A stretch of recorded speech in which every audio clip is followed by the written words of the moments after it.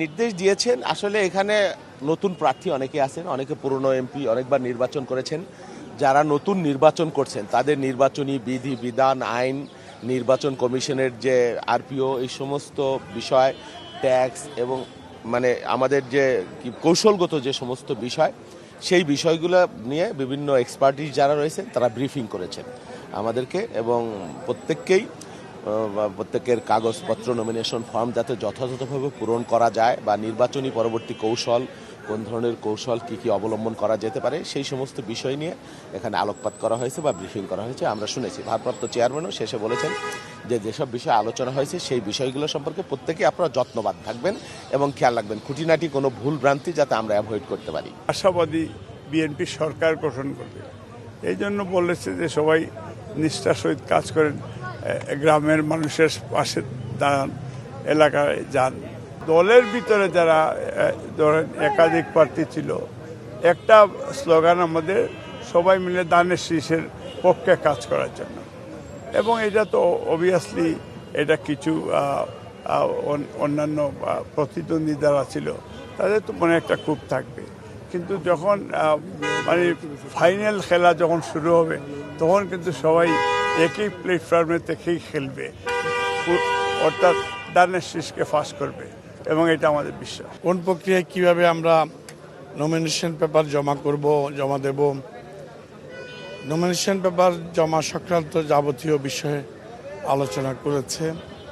বিএনপির বিরুদ্ধে যে সকল অনলাইন অফলাইনে অপপ্রচার চলছে, মিথ্যা চলছে, এগুলার সত্যতার উপরে যে সকল জরিপ হয়েছে, সে সকল জরিপে দেখা গেছে মাত্র 4% মানুষের অভিযোগ আছে। তো আর বাকিটা পুরোটাই পরিকল্পিতভাবে ভুয়া বা মিথ্যা অপপ্রচার, এটুকু দেখানো হয়েছে। এবং ওগুলোকে কিভাবে আমরা ফেস করব, কিভাবে আমরা কাউন্টার মোকাবেলা করব এবং নির্বাচনে আমরা কিভাবে জনগণের সাথে ফেস করব, তরুণ প্রজন্মের মানসিকতাকে কিভাবে আমরা ফাইন্ড আউট করব, কিভাবে আমরা নির্বাচনে বিজয়ী হতে পারি, এই সকল বিষয়ে যাবতীয় পরামর্শ দিনব্যাপী দিয়েছে। বিভিন্নজন আপনার তাদের লিখা, তাদের অভিজ্ঞতা তারা প্রেজেন্টেশন করেছে। ভারপ্রাপ্ত চেয়ারম্যান নির্দেশনা দিলেন যেটাই সারাদিনব্যাপী যা হয়েছে সেটা যেন আমরা সঠিকভাবে পালন করি। আমরা আগামীতে জয়লাভ করব ইনশাল্লাহ আশা করেন উনি। এবং এর বিরুদ্ধে গভীর ষড়যন্ত্র চলছে, নির্বাচন বানচাল করার জন্য একটি মহল নানা ধরনের পায়তারা করছে।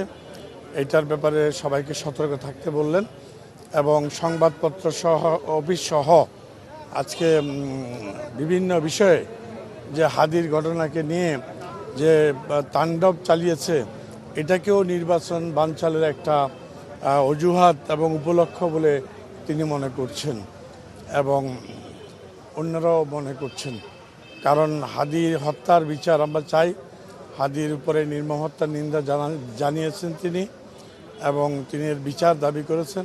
কিন্তু ওর হত্যাকাণ্ডকে নিয়ে যারা আজকে দেশে নৈরাজ্য সৃষ্টি করতে চাচ্ছে, নির্বাচনকে ভণ্ডুল করতে চেষ্টা করছে, তাদের ব্যাপারে সতর্ক থাকা দরকার, এটা বলেছে। কারণ তাদের উদ্দেশ্যটা গভীর ষড়যন্ত্র লক্ষ্য করা যাচ্ছে।